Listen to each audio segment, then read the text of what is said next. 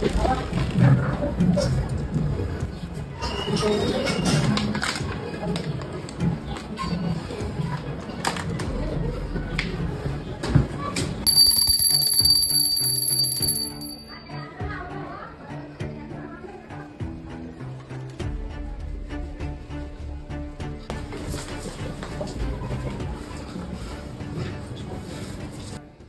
पुन्हा दारू पिऊन आलायस तू? अरे तुला काय लाज वाटते की नाही? आवाज बांध. तुझ्यामुळेच पितो मी. अरे आमच्यासाठी काय करून ठेवलेलं नाही ना तू. काय करणार? दारू पिणार. अरे तुझ्यामुळे ना तुझ्यामुळे. अरे माझं काय चुकलंय ते तरी मला सांग. का छळतोय तू असं रोज रोज मला?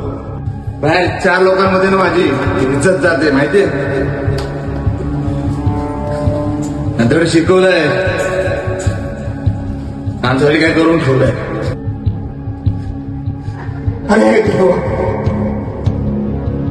कुठल्या पापाची सुद्धा देतोयस रे तुम्हाला?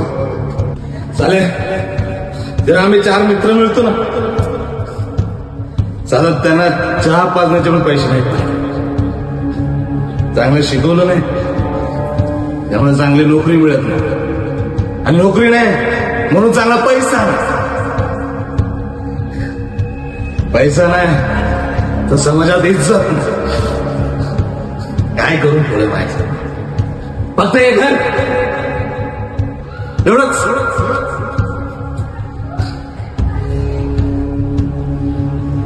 चला तेव्हा ते लोक स्वतःच्या गाडीने येतात, 4 व्हीलरने येतात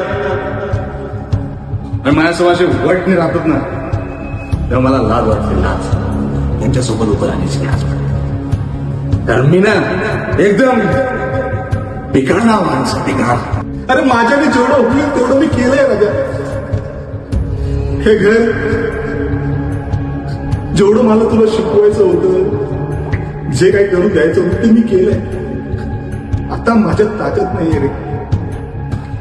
तू जास्त नाही बोलायचं. हे सगळे ना तुझ्यामुळेच होत आहे. म्हातारड्या तुझ्यामुळेच होत आहे. आई गेली पण तू माझ्यासाठी काय नाही करू शकलास. स्वतःच्या पोराला तर नीट सांभाळायचं होतं ना. हा तुझा पोरगा पण समाजात मान वर करून फिरला आता, पण त्याच समाजामध्ये भिकाणा म्हणून फिरतोय. भिकाणा.